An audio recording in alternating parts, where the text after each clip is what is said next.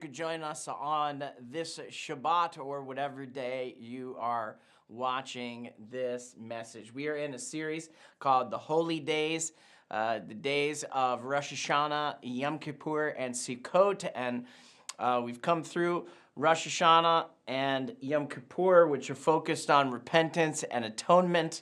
And Sukkot is focused on celebration.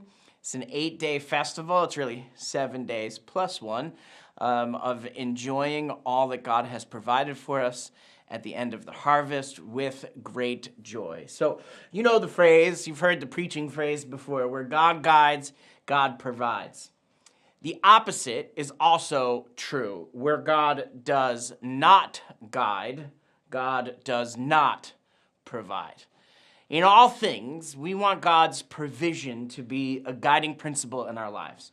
And in so many ways, we are capable of providing for ourselves. We can make things happen with our gifts and our talents and our moxie. And part of following God is to allow God to have his rightful position as king in our lives. He knows all things. He knows the past, the present, and the future. He knows when markets will go up and when markets go down. He knows who will win elections. He knows when storms come and go. He has all of the days of our lives numbered. And if God really knows all of these things, then it makes sense to not make decisions without him, to let him lead and guide our decisions, not just the big ones, but also the small decisions of our lives as well. And so my goal today for the start of Sukkot is, for you and for me, is to be set free from the prison of providing for yourself. Most people ask God to bless our ideas or the works of our hands, and then we get angry when things don't work out the way we planned them. We ask God to bless something that he didn't even say to do. Instead, we're supposed to listen for God's voice, stay close to his presence, and then do what he says to do. And if God says, and we do what God says, then we can be happy with whatever the outcome. When we are accustomed to providing for ourselves, our own provisions can often get in the way of seeing and experiencing joy from how and when God does provide for us. So today, during this Sukkot, we are talking about the when and the how of how God provides.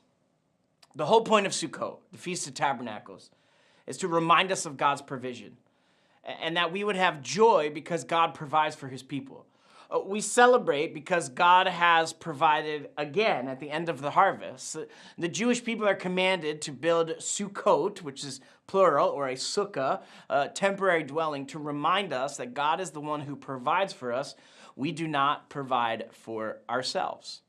Now, Sukkot closes the year and ends the cycle that begins with Passover and the holidays. Sukkot has the 6th and 7th Shabbat of the 7 extra Shabbats that are listed for the year.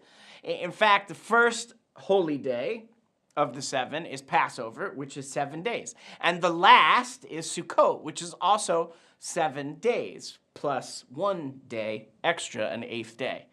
And every day of Sukkot in the temple times was a special day for offerings. And it's a celebration of all the completely other days in a 7-day holy day, plus 1 day, 7 plus 1 equals 8. So the Bible gives this harvest festival 3 different names. The Feast of Ingathering, the Feast of Sukkot, and the Hag. And the Feast of Ingathering is found in Exodus chapter 23 and verse 16. It says the Feast of Ingathering at the end of the year when you gather your crops from the field.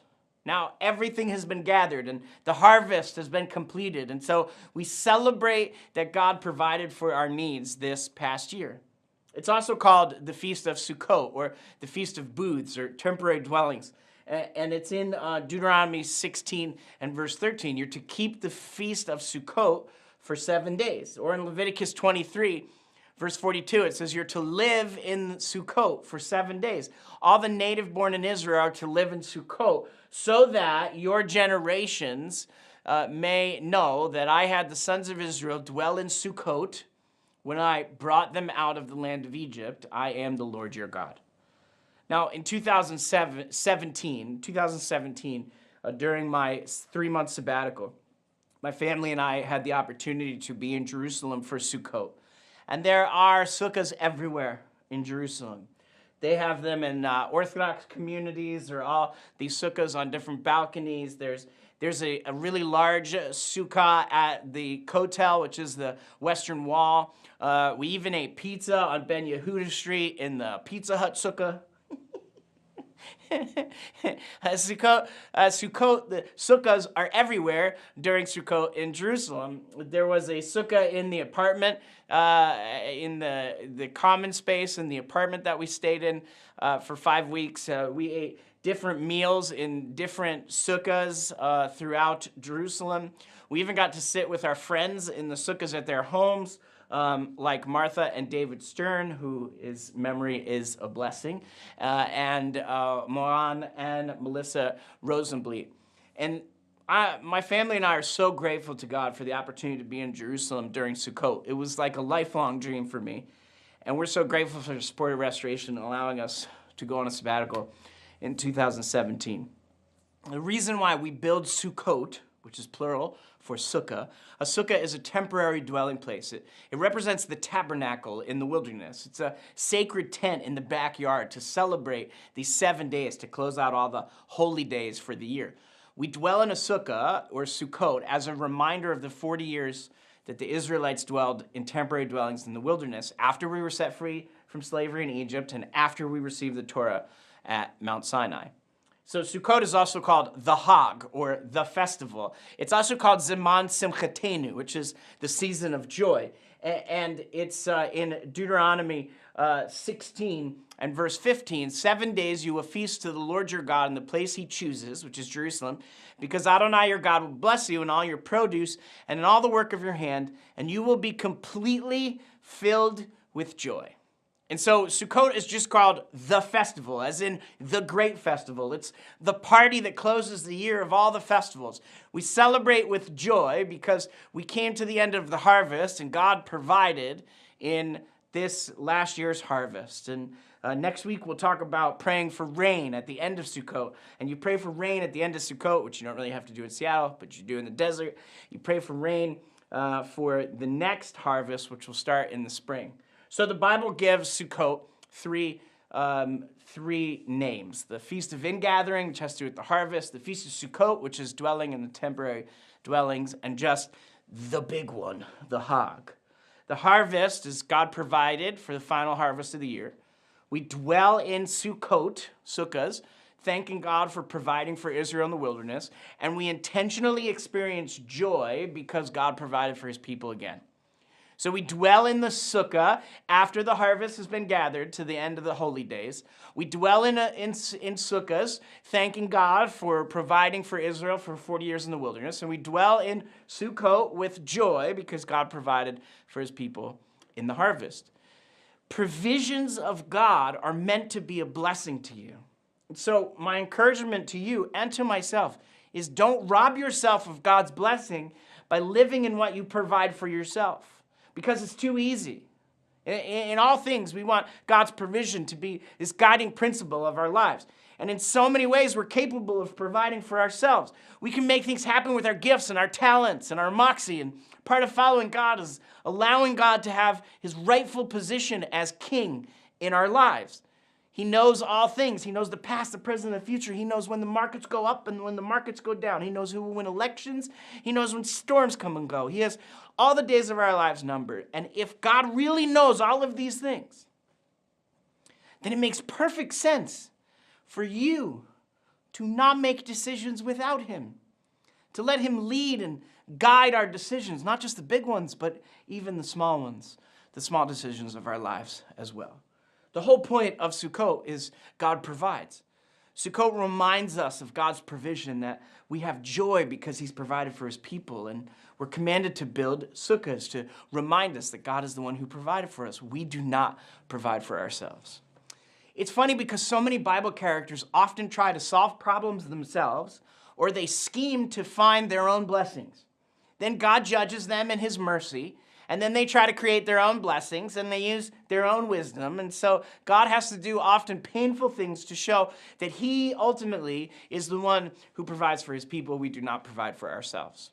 And often we, especially what I would call recovering Pentecostals like myself, what we call attacks of the enemy, oppression, and persecution is often God trying to get and keep our attention. He wants to set you free from the prison of the man-made shelter and give you something better, his provisions for you. There's really no greater example in the Bible of one who hates how God provides and one who keeps trying to provide himself than Jonah, the Hebrew prophet, who hears God and doesn't do what he says.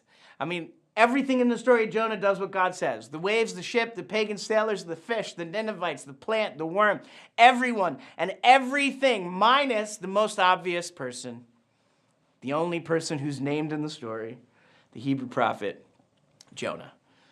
So God provides, and Jonah throughout the story keeps providing for himself. And at the end of the story, after he runs and after he's swallowed by the fish and after he preaches 5 words in Hebrew to Nineveh and after the Ninevites repent and turn to the God of Israel with very little information about God of Israel.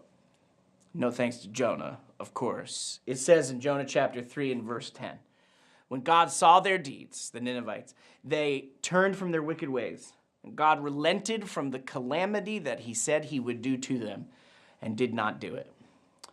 This is an amazing moment of grace and mercy in the story of Jonah.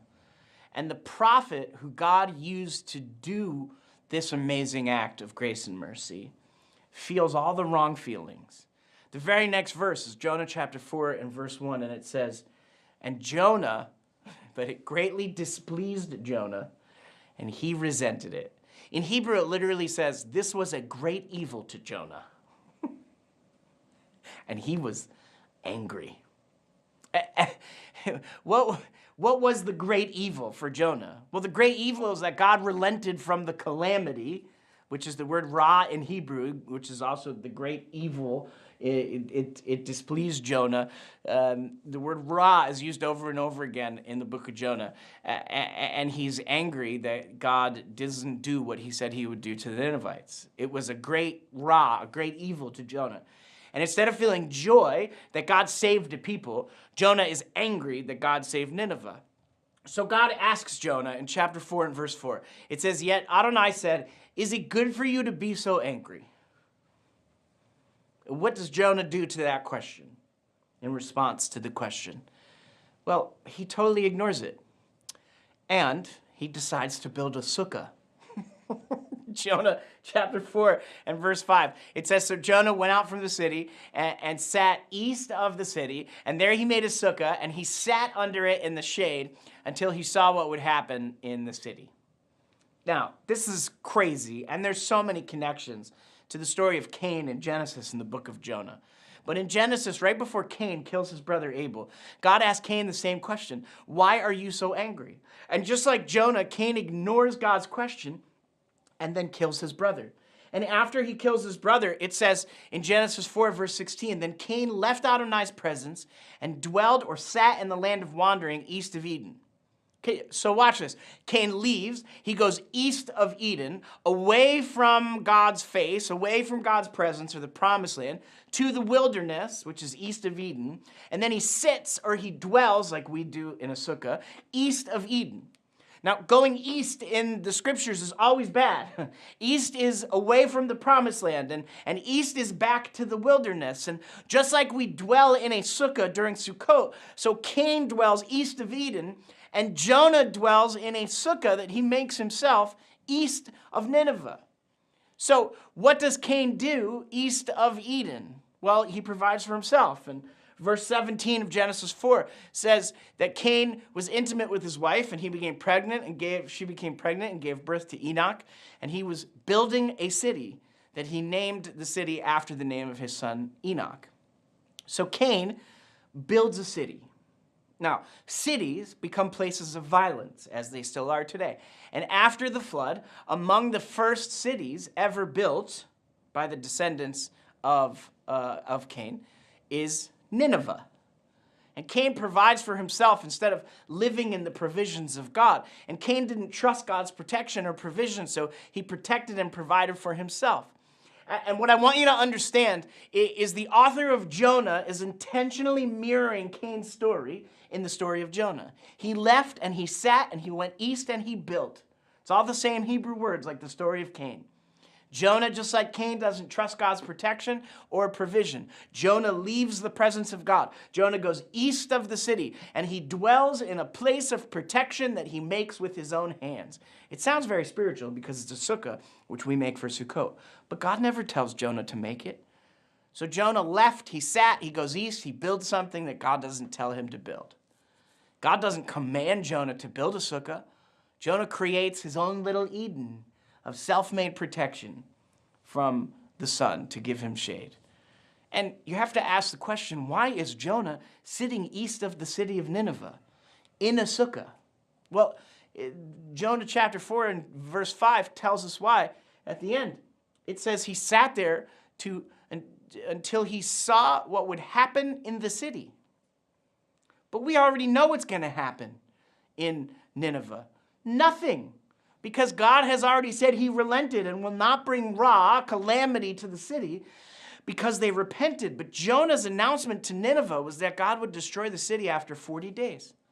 And so it seems that after God tells Jonah he's relenting and not going to cause destruction, that Jonah decides to wait the remaining 40 days in a sukkah with shade, just to make sure. He wants to see if maybe he has hope that maybe God will destroy them. But Nineveh repented, and it seems in the story that their response is almost immediate. So Jonah goes east of the city, perhaps to wait out the remaining of the 40 days. And he waits until the 40th day to see if God will relent, or as Jonah hopes, maybe God will still destroy the city. Friends, the whole point of Sukkot, the whole point of this festival, is that God provides, you don't provide for yourself. Jonah waits in a sukkah all by himself and for his own comfort. But of course, that's the opposite of what the temporary dwelling is for in the Torah. The sukkah is meant for Israel to dwell in for 7 days, to remember that we did not provide for ourselves in the wilderness, but that God provided for us. He provided for us, if you read in the book of Numbers, with bread from heaven, with quail, with water, with everything we needed before we got to the land he promised our fathers. And the holiday of Sukkot is a 7th-day Sabbath to end the year of Sabbaths, the last of the holy days that last 7 days, plus one more day.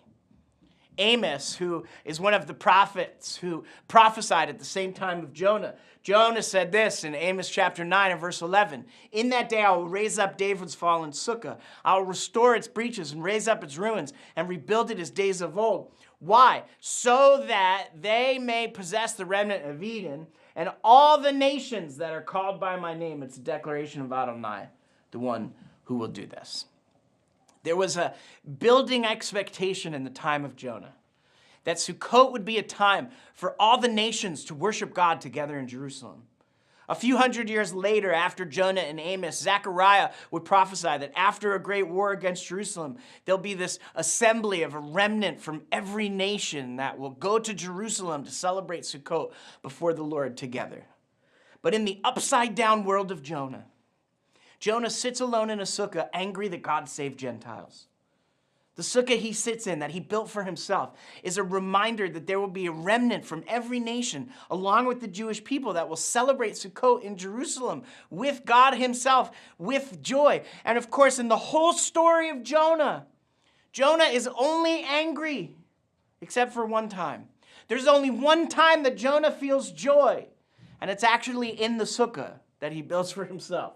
Jonah 4, verse 6, Then Adonai God prepared a plant, and it grew up over Jonah to give him shade over his head and to spare him from his discomfort. So Jonah was very happy about the plant. In Hebrew, it's actually the word simcha twice. It would actually say in English, he rejoiced a great rejoicing. The word great, gadolah, is 14 times in the story of Jonah.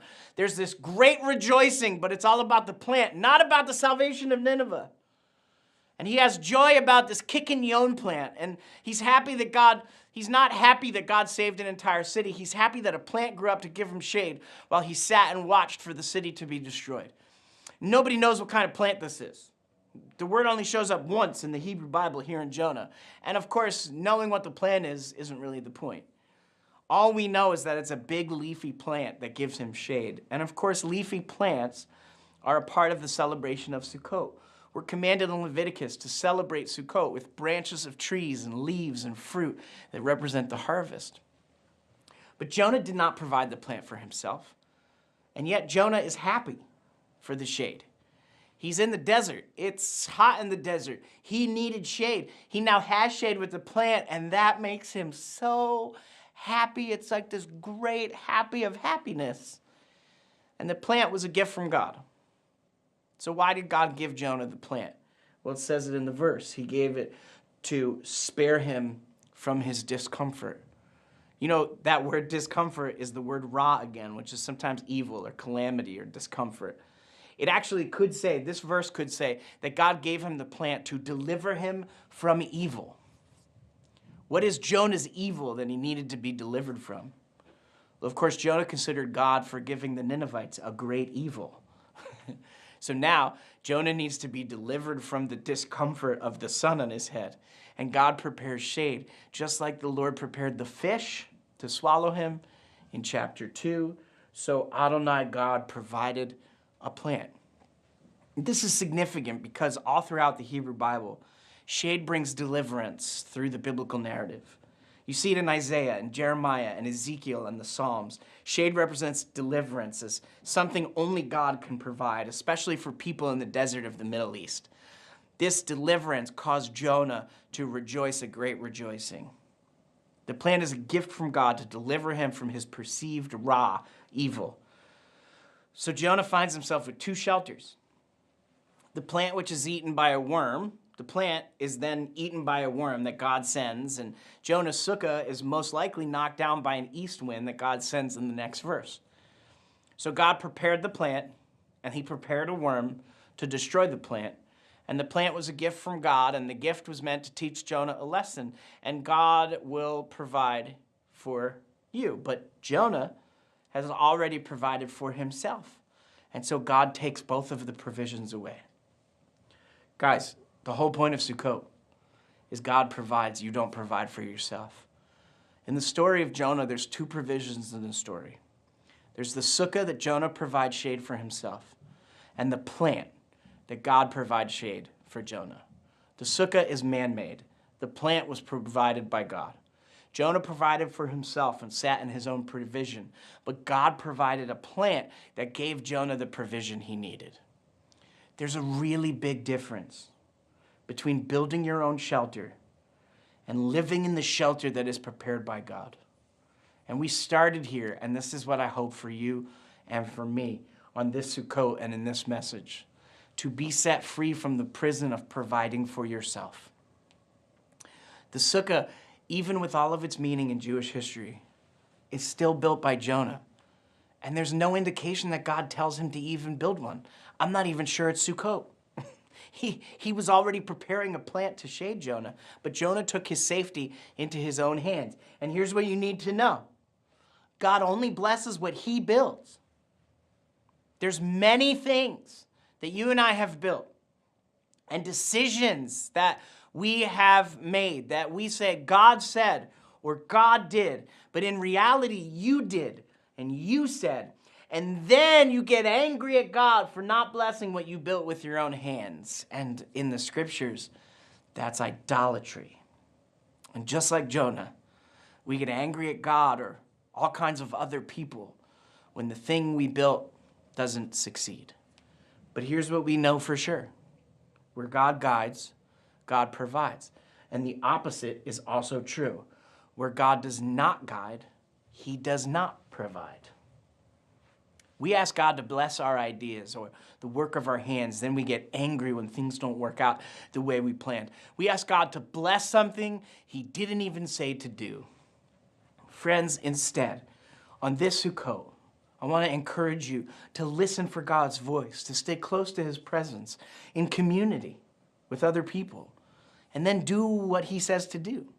Because if God says and we do what God says, then we can be happy with whatever the outcome. Look, in all things, we want God's provision to be a guiding principle in our lives. In so many ways, we're capable of providing for ourselves. We can make things happen with our gifts and our talents and our moxie. And part of following God is to allow God to have his rightful position as king in our lives, which is one of the important parts of Sukkot we'll talk about next week. He knows all things. He knows the past, the present, and future. He knows when markets go up and when markets go down. He knows who will win elections. He knows when storms come and go. He has all the days of your life numbered. And if God really knows all of those things, then doesn't it make sense to not make decisions without him? To let him instead lead and guide our decisions, not just the big ones, but all the small ones, small decisions of our lives. Look, it's not black and white. There's a lot of gray. It's not you either did it for God or not. It's probably both. You and I did lots of things that we thought were for God, and they were not for God at the same time. They were just for us. It's both and. It's not either or. It's messy. But here's what we know. God provides. God protects. God gives shade. This is why God gave us this holiday, to remind us of things we so often forget. For recovering Pentecostals like myself, when we call things the attack of the enemy or oppression or persecution, I think often it's actually God trying to get and keep our attention. He wants to set you free from the prison of your man-made shelter and give you something better, his provision for you. The provisions of God are meant to be a blessing. So stop robbing yourself of God's blessing by living in what you provide for yourself. Don't take credit for what you have or what you've become.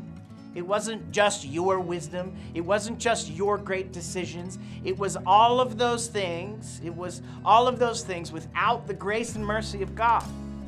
The provisions of God are meant to point us back to God himself, and we often mistake the provisions as God. That's why I'm telling you, the whole point of Sukkot is God provides. You don't provide for yourself. God wants to set you free from the prison of your man-made shelter and give you something better, his provisions for you. And often, like Jonah and Cain, God appoints times and seasons. He appoints events in his creation to remind us that he is the one who provides for us. We do not provide for ourselves.